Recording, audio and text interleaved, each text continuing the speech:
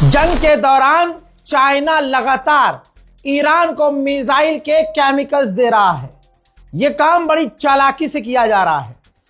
Iran tanker में तेल भरकर, अपने ही टैंकर में तेल भरकर चीन को ले जाता है देने के लिए। वहां टैंकर खाली होता है और उसी टैंकर में केमिकल चाइना उसके बदले देता है, पैसा नहीं। ये जाकर तेल देता है, चाइना तेल के बदले केमिकल देता है, मिसाइल केमिकल, और वो टैंकर वापस ईरान आता है। इस पूरे 35 दिनों में ईरान के 4 से 5 केमिकल मिसाइल के भरकर चाइना से ईरान पहुंचे हैं। जो डोनाल्ड ट्रंप हमारे और पाकिस्तान के जहाजों के गिरने की गिनती करता था, आज दुनिया उसके जहाज जो गिर रहे हैं उसकी गिनती कर रही है। हजरात, अब तक दोस्तों $2 बिलियन का हवाई नुकसान उठा चुका है। एक F-35 लाइटनिंग II जिसकी कीमत 110 बिलियन है, तबाह कर दिया है ईरान ने। 4 F-15 मारकर गिराया है, $90 मिलियन का नुकसान यहां हुआ है। भाई, थंडरबोल्ट 2 अटैक बॉम्बर 18.8 मिलियन का नुकसान पहुंचाया है। मेरे दोस्तों, E3 सेंट्री EWACS एक डिस्ट्रॉय किया है ईरान ने इसे, जासूसी जहाज। $700 मिलियन का नुकसान हुआ इससे। हजरात, इसी तरह से टैंकर, भाई KC-135 टैंकर जिसकी एक की कीमत है $40 मिलियन, 2 टैंकर डिस्ट्रॉय किए हैं और 6 टैंकरों को नुकसान पहुंचाया है ईरान ने, डैमेज हुए हैं। इसके अलावा एक हेलीकॉप्टर $20 मिलियन का है, 3 हेलीकॉप्टरों को तबाह किया है।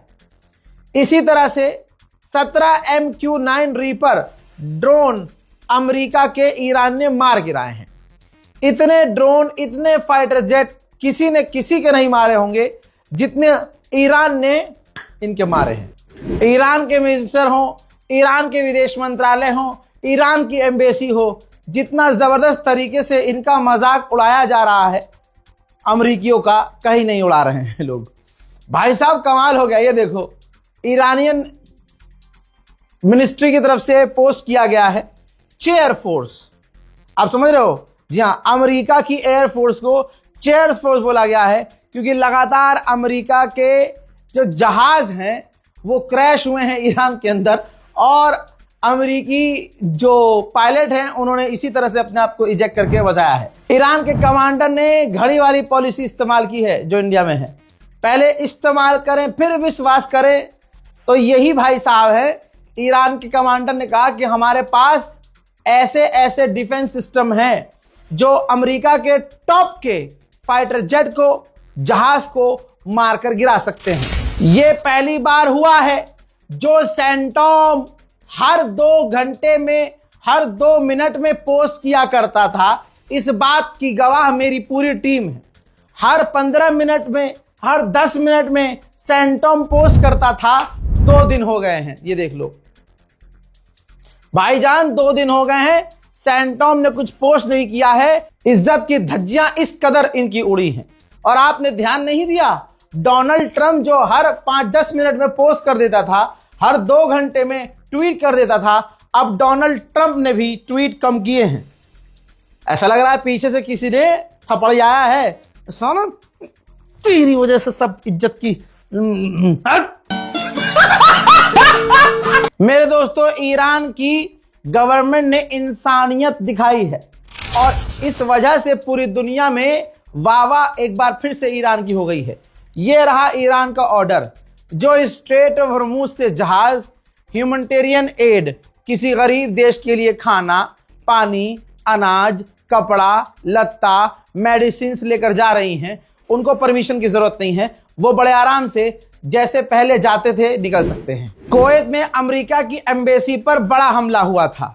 ठीक कहा गया कि ईरान ने किया, ईरान ने मना कर दिया, हमने नहीं किया। लेकिन आइए नुकसान दिखाते हैं। ये देखिए, चिनूक हेलीकॉप्टर है यूएस मिलिट्री का, CH-47 चिनूक। ये अमेरिका के बेस कुवैत में खड़ा था, पूरी तरह से तबाह हो गया। इस जहाज में, एयरक्राफ्ट में अब कुछ बचा नहीं है। ईरानी कमांडर इस्माइल कानी ने कहा है कि हम देख रहे हैं कि अमेरिका की फौज पीछे हट रही है।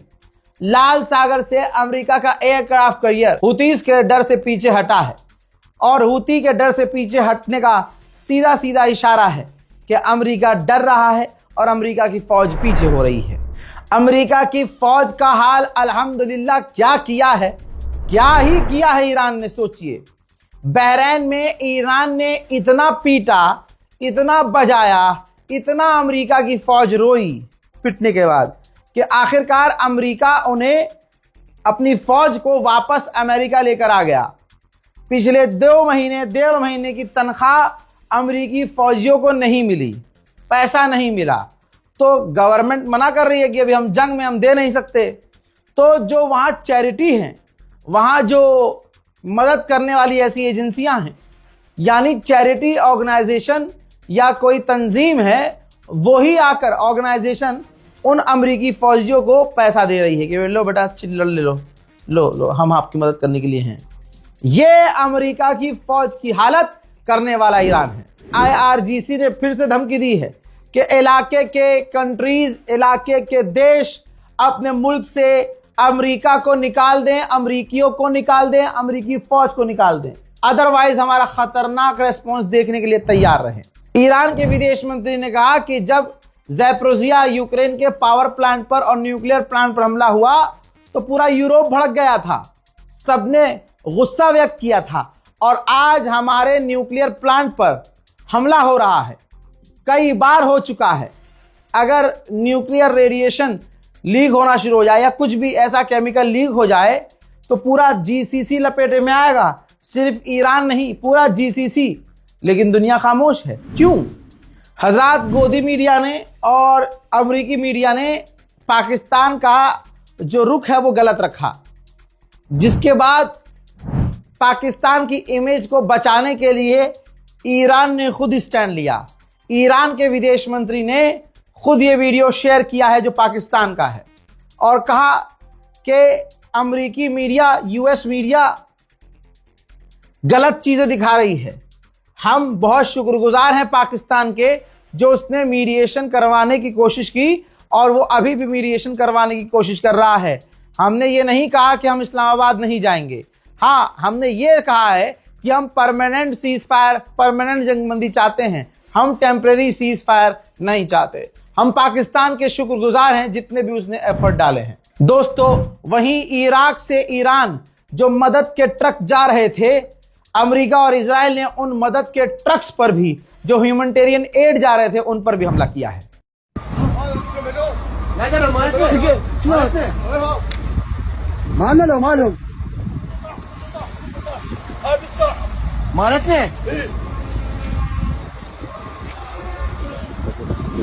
आजाद, एक और तस्वीर देखिए, ये ईरान के अंदर की है मेरे दोस्तों। पेट्रोकेमिकल कॉम्प्लेक्स है अहवाज में, वहां पर भी पूरी तरह से खतरनाक तरीके से अमेरिका और इजराइल ने हमला किया है, जहां पर 70% ईरान का गैसोलीन है। दोस्तों, मोहम्मद बिन सलमान ने मेलोनी से मुलाकात की है। मेलोनी इस वक्त मिडिल ईस्ट के दौरे पर है। अमेरिका इजराइल ने ईरान की सीमेंट फैक्ट्री पर भी खतरनाक बमबारी की है। ईरान के एनर्जी चीफ ने बड़ी बात कही। उन्होंने कहा हमारा तेल का एक्सपोर्ट बहुत ज्यादा बढ़ गया है, धंधा बढ़िया चल रहा है। हजरात, भारत के 7वें LPG गैस को लिए हुए टैंकर को भारत के निकलने दिया है ईरान ने। लेकिन दूसरी तरफ आप ये देखिए कि ईरान नहीं देख रहा है कि भारत के अंदर हिंदू समुदाय, मोदी के चाहने वाले मजाक उड़ा रहे हैं। हाल फिलहाल में ही आप हिंदुओं को देखेंगे जिसमें वो खुश होते हुए नजर आ रहे हैं कि ये जो मदद कश्मीरियों ने इकट्ठा की, ये भारतीयों ने जो मदद इकट्ठा की, ये डायरेक्ट ईरान नहीं जा सकती।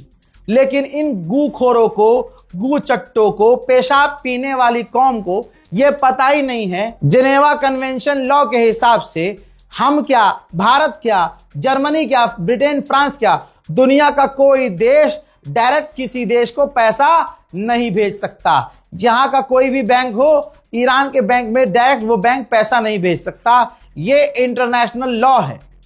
हमेशा यही होता है कि अगर किसी के लिए मदद इकट्ठा की जाती है तो लोकल बैंक में सोना चांदी सब कुछ जमा करके उसकी वैल्यू से जो उसका पैसा बनता है वो पैसा लिया जाता है। उस पैसे से मेडिकल केयर हो गया, अनाज हो गया, दाना कंबल हो गया, कपड़ा हो गया, ये चीजें खरीद कर दूसरे देश को भेजी जाती हैं। ये कोई नई चीज नहीं है, लेकिन हिंदुओं को खुश करने के लिए सिर्फ ये गोदी मीडिया ने चला दिया, अंजना ओम मोदी ने, कि नहीं अब तो ईरान को झटका लग गया है और ऐसा हो गया है वैसा हो गया है। ये कोई नई बात नहीं थी, ये इंटरनेशनल लॉ है। लेकिन हिंदुओं के पेट में तकलीफ यही है कि भारत इतनी बड़ी मदद कैसे कर सकता है। भारत के मुसलमान, उनको तकलीफ यह है पीएम केयर फंड में भारत के मुसलमानों ने पैसा क्यों नहीं डाला। उनकी बेतुकी बात यह है कि जब कहीं हमला होता है या कहीं भारत की जंग होती है तो फिर क्या ये मुसलमान चंदा देंगे? अबे सुअर की नस्लों, पहले मौका तो आने दो। तुम्हारा बाप तो ट्रम्प के डर से 2 दिन में सीज फायर कर लेता है। ये याद रखना, भारत की कमांडो टॉप लेवल की कुरैशी याद है ना, भूल गए होगे, तुम्हारी औकात ही यही है। याद रखिएगा दोस्तों, भारत का मुसलमान अपने मुल्क के साथ हमेशा खड़ा है। यहां भारत की बात नहीं है, यहां भारत के मुसलमान इसलिए सेंसिटिव हैं क्योंकि भारत के धर्मगुरु को कत्ल किया गया है, खामनाई को कत्ल किया गया है। अब जो कौम अपने धर्मगुरु के लिए खड़ी नहीं हो सकी, योगी सरकार ने पिटवाया उन्हें, उनके शिष्य को पिटवाया। आज वो बाबा जी रो रहे हैं, आचार्य जी रो रहे हैं कैमरों के आगे। तो जो हिंदू अपने आचार्य के लिए खड़ा ना हो सका, उसे तो तकलीफ हो गई कि यार मुसलमान अपने धर्मगुरु के लिए इतना लॉयल है। जी हां, क्योंकि हम पेशाब नहीं पीते हैं, हमारी नसों में खून दौड़ता है, गौमूत्र नहीं दौड़ता। हमारे सीने में जिगर है, तुम्हारे सीनों में नफरत है, नफरत। आप इसीलिए देखेंगे कि जब मुसलमानों का बड़े से ईद आई, अब बकरीद आने वाली है, मुसलमान बड़े लेवल पर नमाज पढ़ता है, न किसी हिंदू के घर में घुसता है, न गाली बकता है, न मंदिर के अंदर घुसता है, न मंदिर की छत पे चढ़ता है, न मंदिर के आगे जाकर मुजरा करता है। हाँ, एक कौम है, एक धर्म के ऐसे लोग हैं जो धर्म के नाम पर, क्योंकि उनकी अम्मा बहनें और दादी जो हैं वो मुगलों के ज़माने में मुगल के दरबार में नाचा करते थे, तो आज जब वो मस्जिद के आगे जाते हैं तो उनका खून फड़फड़ाने लगता है, क्योंकि उनकी अम्मा और दादी और परदादी मुगले के आगे नाचा करती थी, ताता थैया करके, है ना। तो उनके अंदर का ऐसा जोश मारता है नचनिया, और वो मस्जिद के आगे नाचते हैं। आप समझ रहे हो, ये वो कौम है जो अपने त्योहार पर कभी मंदिर में नहीं जाएगी, मस्जिद के आगे जाके नाचेगी, गाएगी, ड्रामा करेगी। ये वो डरपोक कौम है कि मुसलमान सड़क पर 2 रकअत नमाज पढ़ ले तो इनका ईमान हिल जाता है, इनको 10 लग जाते हैं। लेकिन इनका कोई त्योहार होता है तो ये सड़क जाम भी कर सकते हैं। कावड़ में आपने देखा पूरा हिंदुस्तान जाम रहता है। अभी आपने देखा जो भी इनका निकला उसमें आपने देखा मस्जिद के ऊपर चढ़ रहे हैं, मस्जिद की तरफ तीर छोड़ने के इशारे कर रहे हैं, तमाम वो चीजें कर रहे हैं। अब भारत के मुसलमानों ने जो कश्मीर के लिए मदद इकट्ठा की, इनको तकलीफ यही तो है कि ये पैसा मोदी जी को नहीं देते, ये पैसा हमें नहीं देते, हम तो बेरोजगार हैं। पहले जंग तो होने दो, तुम सबसे पीछे रहोगे, तुम सिर्फ बकलोली करने जानते हो, एक्शन में मुसलमान आगे है। कभी कभी जरूरत पड़ी, कभी तुम्हारी औकात है ना, तुम फादरलैंड वाले हो ना, तो जाओ फिर फादरलैंड को बचाओ। यहां से फ्लाइट लो, आरएसएस पूरी जहाज खरीदे और भारत के अंधभक्तों को और जो इजराइल को अपना बाप मानते हैं वहां भेजे, वहां भेजे। वो तो कह रहा है हमें मदद की जरूरत है, तुम जाओ फिर लड़ो अपने फादरलैंड के लिए, नहीं तो छिप जाओगे। तो बस खाली तुम्हें बोलना आता है। अमेरिका इजराइल के आतंकी हमलों में रेड क्रिसेंट का एक वर्कर भी मारा गया है। ईरानियन ऑफिशियल ने बताया है कि अब तक हमारी 30 से ज्यादा यूनिवर्सिटीज पर हमले किए जा चुके हैं। मेरे दोस्तों, ब्रिज बनाने वाले जो प्रोजेक्ट मैनेजर थे, कराज ब्रिज B1 जिन्होंने बनाया था, उन्होंने कहा कि मैं काफी दुखी हूं, ये स्पेशल प्रोजेक्ट था, हमने दिन रात इसमें 3 साल मेहनत की और तमाम पाबंदियों के बीच इस ब्रिज को बनाया, लेकिन आज इसको उड़ा दिया गया। हम दुखी हैं, लेकिन हम इसे दोबारा बनाएंगे इंशाल्लाह। उधर बरतानिया भी इस जंग में है, ईरान माने या ना माने। ब्रिटेन ने कुवैत में एंटी ड्रोन सिस्टम तैनात कर दिए हैं। मोहतरम हजरात, इस वीडियो को, इस रिपोर्ट को शेयर कीजिएगा, अपनी राय कमेंट में जरूर लिखिएगा और रिपोर्ट को अपने दोस्तों और रिश्तेदारों तक शेयर जरूर कीजिए। जय हिंद।